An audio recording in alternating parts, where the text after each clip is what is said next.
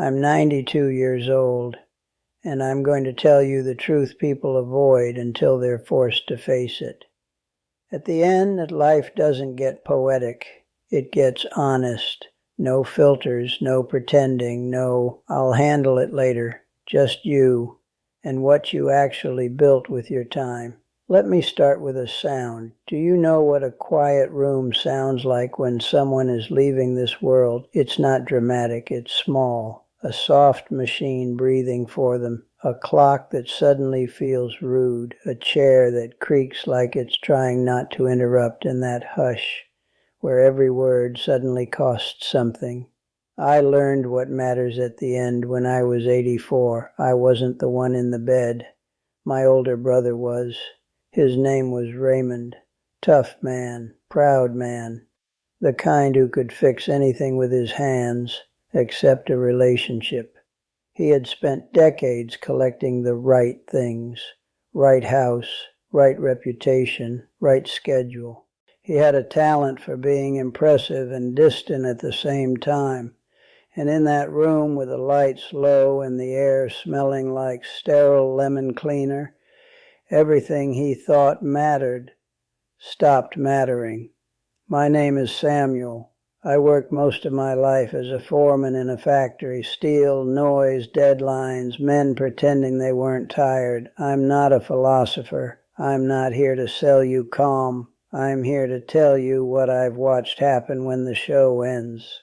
Because at 92, I'm standing close enough to the edge to see what's real, and you, wherever you are watching this, are still far enough away to change your choices. So listen, the big lie people live inside is this. Your job feels permanent. Your grudges feel justified. Your stress feels necessary. Your pride feels protective. But in the last room, none of it shows up. There's a second lie right behind it. Look, there is no secure. Life is not a vault. Life is a moving train. And you don't get to pause it while you figure yourself out. Now let me tell you what happened with Raymond. That day I walked in expecting the usual. Him pretending he was fine. Him cracking jokes to keep the fear away. Him treating tenderness like weakness. But he was different, smaller, not physically, spiritually. He looked at me like a man who had finally stopped negotiating with reality. He didn't ask about money, didn't ask about business, didn't ask if people respected him. He asked one question: did I waste it? That's what he said. Not did I win, not did I leave enough, not was I important, just did I waste it? And then he did something I never saw him do in 87 years. He apologized to me for the years he stayed hard, for the conversations he avoided, for the way he always had to be right, for treating family like something that would still be there when he had time. He said, I thought being strong meant not needing anyone. Then he paused and he said, turns out it just meant I was alone. That moment, standing there listening to my brother finally tell the truth, rearranged my entire brain. Because I realized something brutal. Most people don't need more time. They need courage. Courage to make the call. Courage to admit they were wrong. Courage to stop living like love is optional. Now let me give you the parable, because this isn't only about my brother. It was 1997. There was a man at the plant named Victor, good worker, always early, always reliable, the kind of guy who wore responsibility like armor. He used to say, after this quarter settles down, I'm taking my wife to the coast. Always after, always when things calm down. One night the shift ran late. Victor stayed like he always did. He drove home exhausted, and he didn't make it. Car drifted. One mistake, 1 second, done. At his memorial, his wife held their teenage son's hand so tight it looked painful. And she said something that still lives in my ribs. I begged him for ordinary time. He kept giving me future time. That's the disease, not death. the belief that you can trade the present for a promised future without consequences. So let me ask you the knife question. If you died tomorrow, what would people say you cared about? Not what you claimed, not what you posted, not what you meant. What did you actually give your days to? Because your days are your vote, and you're voting for something every hour. Now, here's what actually matters at the end, not inspirational slogans, not motivational posters, the real list. I'm going to give you 4 rules, a simple battle plan, because when life gets messy, you don't need philosophy, you need instructions. Rule 1, who you loved and how well you showed it. At the end, nobody lies there thinking about busy. They think about faces, hands, voices. They think about whether they were known and whether they made others feel safe. Action today. Send 1 sentence that removes doubt, not hope you're well, not checking in. Say something clean. Thinking of you. I love you. I'm sorry, I was wrong. I miss you. Can we talk? Then follow up with a call. Rule 2.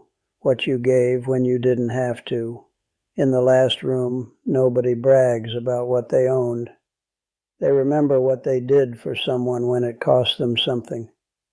A ride, a favor, a moment of patience, a kind word at the exact time it was hardest. Action today. Do 1 generous thing that won't show up on your resume. Help someone without announcing it. Hold a door. Pay for something small. Write a note. Check on a neighbor. Train your heart to move outward again. Rule 3. What you forgave or refused to forgive. Let me be blunt.